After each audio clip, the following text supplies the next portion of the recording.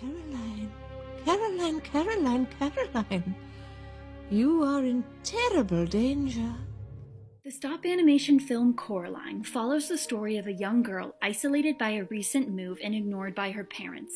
She seeks comfort through a secret tunnel to another version of her life, only to become trapped by the people she thought she could trust. However, this fictional story represents a very harsh and real experience for the over 20 million children currently trafficked around the world. Traffickers prey on isolated and unprotected children, just like Coraline, who feels neglected by her parents. I almost fell down a well yesterday, Mom. I would have died. That's nice. Coraline, I don't have time for you right now. And this sense of isolation leads her to look for a better life elsewhere. According to the U.S. Department of Justice, victims of child trafficking frequently fall prey to traffickers who lure them in with an offer of food, clothing, attention, friendship, love, and a seemingly safe place to sleep, all of which Coraline's other mother offers her.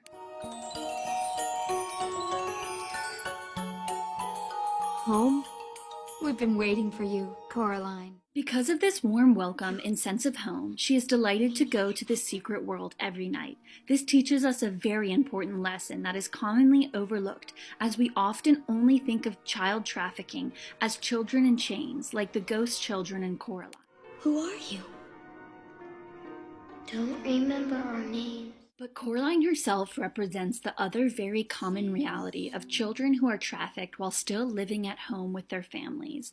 After every experience on the other side, she wakes up in her own bed, in her own home, and with her own family. But she still has this secret life where she is being victimized.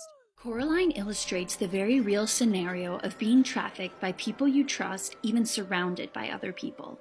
According to Polaris, the leading NGO in trafficking in North America, children virtually always know their traffickers and trust them. They found that 42% of trafficking victims were brought into trafficking by a member of their own family, and 39% were recruited via an intimate partner. While Coraline eventually realizes her other mother is not to be trusted and escapes, the unfortunate reality, according to the Department of Justice, is that children trafficked by trusted relations are often too conditioned to remain loyal to their traffickers and distrust other authority figures to speak out or escape.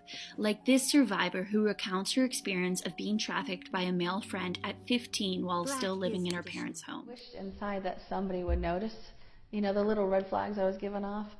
And nobody did.